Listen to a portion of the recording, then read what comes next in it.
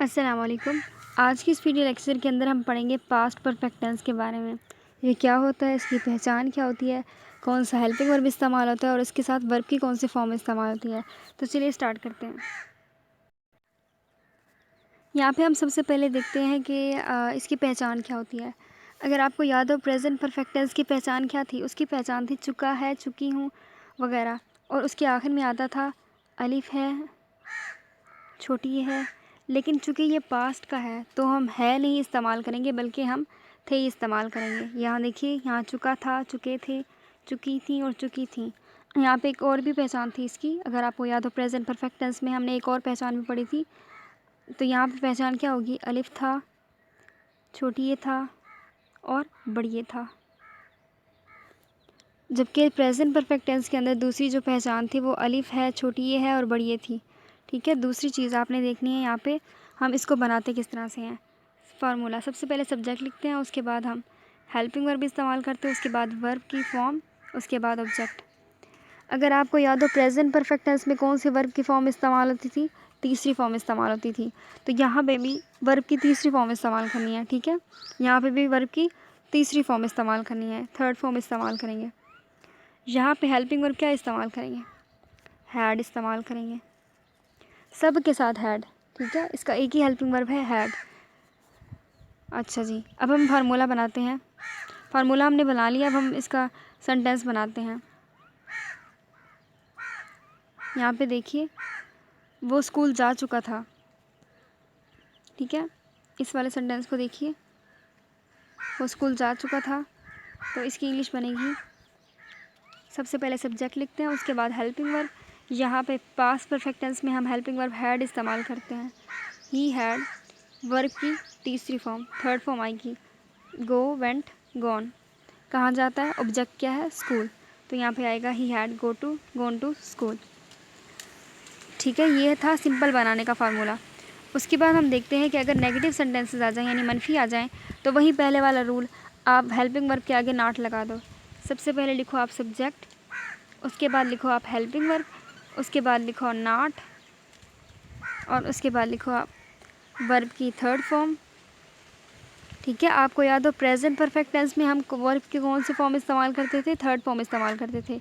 यहाँ पे भी हम वर्ब की थर्ड फॉर्म इस्तेमाल करेंगे। ठीक है, वहाँ पे हेल्पिंग वर्ब हम हैज़ हैव इस्तेमाल करते थे, यहाँ पे हम क्या इस्तेमाल करेंगे, हैड। ये आपने याद रखना है।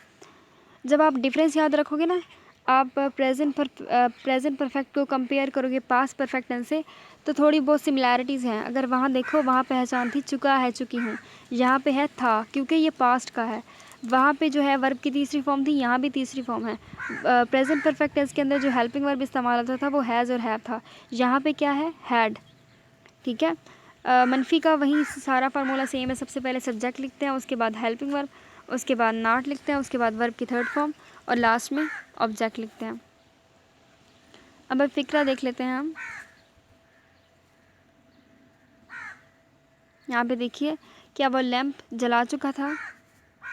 तो हमें पता है कि यहाँ पे सवाल है कि का जो हेल्पिंग वर्ब होता है, सबसे पहले हम जो है वो हेल्पिंग वर्ब लिखते हैं। यहाँ पे हेल्पिंग वर्ब क्या है, हैड है। उसके बाद हम लिखते हैं सब्जेक्ट, सब्जेक्ट के बाद वर्ब की थर्ड फॉर्म लिखते हैं, और उसके बाद ऑब्जेक्ट, और लास्ट में क्वेश्चन मार्क। मनफी का फार्मूला है, सबसे पहले सब्जेक्ट लिखो आप, उसके बाद हेल्पिंग वर्ब लिखो, हेल्पिंग वर्ब के फ़ौरन बाद नॉट लिखो। चाहे कोई भी सेंटेंसेस हो, चाहे वो प्रेजेंट का हो, पास्ट का हो, जब भी आपने मनफी बनाना है तो फार्मूला सेम रहेगा। बस आपने क्या करना है, हेल्पिंग वर्ब के बाद नॉट लिख दो, बस इतना सा फ़र्क है।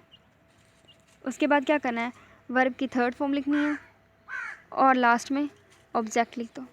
ठीक है, यहाँ पे भी आप जुमला देख सकते हो। यहाँ पे आप जुमला देखो मनफी का, वो अपना काम ख़त्म नहीं कर चुके हैं। यहाँ पे सबसे पहले आपने क्या काम करना होता है, सबसे पहले यहाँ पे सब्जेक्ट छोटा सा लिख दो, उसके बाद यहाँ पे लिख दो वर्ब क्या है, ख़त्म करना। ठीक है, ये इसका वर्ब है, किसको ख़त्म करना, काम को। तो ये क्या हो गया, ऑब्जेक्ट हो गया। तो इंग्लिश बनाइए, कर चुके थे यानी जमा है, तो यहाँ पे आएगा दे। उसके बाद हेल्पिंग वर्ब क्या है, हैड। उसके बाद नॉट लिखिए, और फिर वर्ब, और लास्ट में ऑब्जेक्ट लिखिए।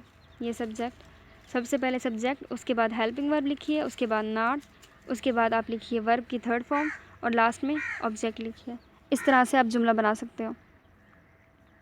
लास्ट में आप देखिए मैंने वही पहले वाला फार्मूला लिखवाया। सबसे पहले हम हेल्पिंग वर्ब लिखते हैं, उसके बाद सब्जेक्ट, उसके बाद वर्ब की थर्ड फॉर्म, और लास्ट में ऑब्जेक्ट, और आखिर में क्वेश्चन मार्क। सबसे पहले हमने लिखा यहाँ पे हैड लिखा हमने, ठीक है।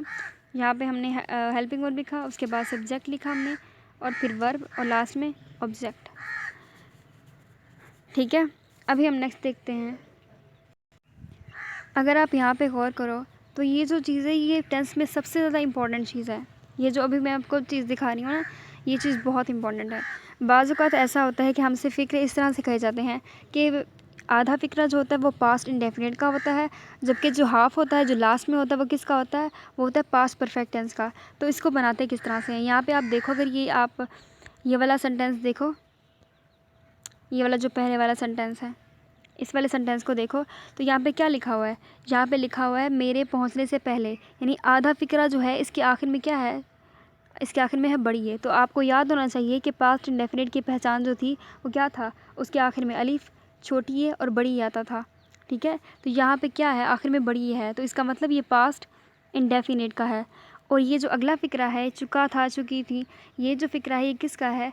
ये जो फ़िक्रा है ये पास्ट परफेक्ट टेंस का है। ये बात आपने याद रखनी है। कुछ ऐसे फ़िक्रे होते हैं जिनके शुरू में तो पास्ट इंडेफिनिट होता है और लास्ट में जो है वो पास्ट परफेक्ट टेंस इस्तेमाल होता है। अब उसको कैसे बनाते हैं? यहाँ पे देखिए, आपने पहले किसकी इंग्लिश बनानी है? आपने सबसे पहले पास्ट परफेक्ट की इंग्लिश बनानी है, और उसके बाद आपने जो है वो पास्ट इंडेफिनिट वाले की इंग्लिश बनानी है। यहाँ पे आप देखो, आपने क्या करना है? सबसे पहले आपने जो है वो सबसे पहले आपने इसकी इंग्लिश बनानी है पास्ट परफेक्ट टेंस की, और लास्ट में आपने पास्ट इंडेफिनिट की बनानी है। तो यहाँ पे आप इंग्लिश बनाइए। यहाँ पे जो है कौन छूट गई थी? क्या छूट गई थी? गाड़ी छूट गई थी। तो यहाँ पे चुकी थी, ठीक है, चुकी थी, इसका मतलब ये पास्ट परफेक्ट टेंस का। इसकी इंग्लिश बनाइए, गाड़ी छूट गई थी, ट्रेन हैड लेफ्ट। हमने यहाँ पे सब्जेक्ट लिखा, उसके बाद हेल्पिंग वर्ब लिखा, और लास्ट में हमने लिख दिया उसका काम क्या था, वर्ब लिखा। उसके बाद ये जो शुरू में फ़िक्रा दिया गया है मेरे पहुंचने से पहले, यानी ये पास्ट इंडेफिनिट का है। पहुंचने से पहले अगर आपको याद हो कि हमने क्या पढ़ा था कि पास्ट इंडेफिनिट का जो सिंपल होता है उसके अंदर वर्ब की कौन सी फॉर्म इस्तेमाल होती है? उसके अंदर वर्ब की सेकंड फॉर्म इस्तेमाल होती है। तो यहाँ पे आपने क्या लिखना है? बिफोर आई, मेरे पहुंचने से पहले, बिफोर आई रीच्ड। यहाँ पे सेकंड फॉर्म क्यों इस्तेमाल की गई है? यहाँ पे इसलिए इस्तेमाल की गई है क्योंकि ये पास्ट इंडेफिनिट का है। शुरू वाले फ़िक्रे जो होते हैं पास्ट इंडेफिनिट के होते हैं, और लास्ट वाले जो हैं वो पास्ट परफेक्ट टेंस के होते हैं। तो आपने क्या करनी होती है? आपने सबसे पहले पास्ट परफेक्ट का करना होता है, और लास्ट में आपने इंग्लिश बनानी होती है पास्ट इंडेफिनिट की। दूसरा फ़िक्रा भी आप यहाँ पर देख सकते हो। दूसरा फ़िक्रा देखो, सूरज निकलने से पहले मैं सुबह की नमाज़ पढ़ चुका था। तो यहाँ पे इंग्लिश बनाइए कि यहाँ से फ़िक्रा शुरू हो रहा है। यहाँ पे देखिए सब्जेक्ट क्या है, वर्ब देखिए, और ऑब्जेक्ट देखिए, ठीक है। यहाँ पे सब्जेक्ट क्या होगा? आई, उसके बाद हेल्पिंग वर्ब हैड इस्तेमाल होता है। नमाज़ पढ़ना की इंग्लिश क्या होती है? ऑफर्ड। यहाँ पे थर्ड फॉर्म इस्तेमाल होगी, ठीक है। और यहाँ पे लिखा हुआ है सुबह की, तो यहाँ लिखेंगे माई मॉर्निंग प्रेयर, मेरी सुबह की नमाज़, ठीक है। उसके बाद आपने लिखना है पास्ट इंडेफिनिट टेंस की इंग्लिश बनानी है, बिफोर द सन रोज़। यहाँ पे रोज़ की लिखा हुआ है क्योंकि ये पास्ट इंडेफिनिट का फ़िक्रा है। इसके आखिर में क्या है? अगर आप यहाँ देखो ना, ये वाला जो फ़िक्रा है इसके आखिर में बड़ी ये है, इसका मतलब पास्ट इंडेफिनिट का है। तो यहाँ पे वर्ब की कौन सी फॉर्म इस्तेमाल होगी? सेकंड फॉर्म इस्तेमाल होगी। राइज़, रोज़, राइजन। तो यहाँ पे कौन सी फॉर्म आई है? Second form. क्यों आई है? क्योंकि ये पास्ट इंडेफिनिट का है। ये जो नोट लिखा हुआ है अगर आप इसको गौर से पढ़ो तो आपको ये सारी चीज़ें समझ आ जाएंगी, ठीक है। इस तरह से आपने ये जो है लास्ट वाले फ़िक्रे भी देख लेना है। अब हम आते हैं इनके फार्मूलाज़ पे। अगर आप यहाँ पे इनके फार्मूलाज़ देखो, ये देखिए ये पॉजिटिव का फार्मूला है, ठीक है, और यहाँ पे नेगेटिव का फार्मूला दिया गया है। अगर आप पॉजिटिव का फार्मूला देखो, यहाँ पे सबसे पहले हम क्या लिखते हैं? सबसे पहले लिखते हैं सब्जेक्ट, उसके बाद हम हेल्पिंग वर्ब लिखते हैं, उसके बाद वर्ब की थर्ड फॉर्म। और नेगेटिव में भी हम क्या करते हैं? बस हेल्पिंग वर्ब के बाद नॉट लिख दो, बाकी सारा फार्मूला सेम। सब्जेक्ट लिखो, उसके बाद हेल्पिंग वर्ब लिखो, उसके बाद नॉट लिखो, और वर्ब की थर्ड फॉर्म, और लास्ट में ऑब्जेक्ट लिख दो आप, ठीक है। नेक्स्ट हम देखते हैं इंटरोगेटिव का फार्मूला।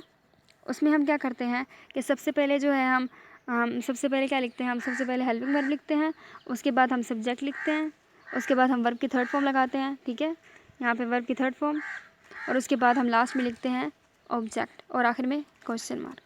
तो ये थे उसके फार्मूले। अब हम देखते हैं कुछ प्रैक्टिस टेंसेस। यहाँ पे अगर आप देखो ये कुछ टेंसेस दिए हुए हैं, सेंटेंसेस दिए हुए हैं। आपने क्या करना है, इनको कॉपी पे नोट करना है, इनकी प्रैक्टिस करनी है। अगर आपको कोई भी डाउट हो तो आप मुझसे कमेंट बॉक्स में पूछ सकते हो, ठीक है। तो इसको दोबारा से रिवाइज़ कर लीजिए। आपने क्या करना है, जब भी आप टेंस पढ़ो उसी टेंस का अगर जैसे आप प्रेजेंट परफेक्ट पढ़ते हो तो उसका पास्ट परफेक्ट अगर बनाना है तो past present indefinite present perfect को माइंड में रखो। पहले प्रेजेंट परफेक्ट उसकी पहचान क्या थी, चुका है, और इसकी पास्ट परफेक्ट की पहचान क्या है, चुका था, चुकी थी और चुके थे, ये इसकी पहचान है, ठीक है। और वहाँ पे हेल्पिंग वर्ब जो है हैज़ हैव इस्तेमाल होता था, यहाँ पे हैड इस्तेमाल होता है। वहाँ पे वर्ब की तीसरी फॉर्म इस्तेमाल होती थी, यहाँ पे भी तीसरी फॉर्म इस्तेमाल होती है, ठीक है। बस यही चीज़ें जो आपने याद रखनी है। थैंक यू, अल्लाह हाफ़िज़।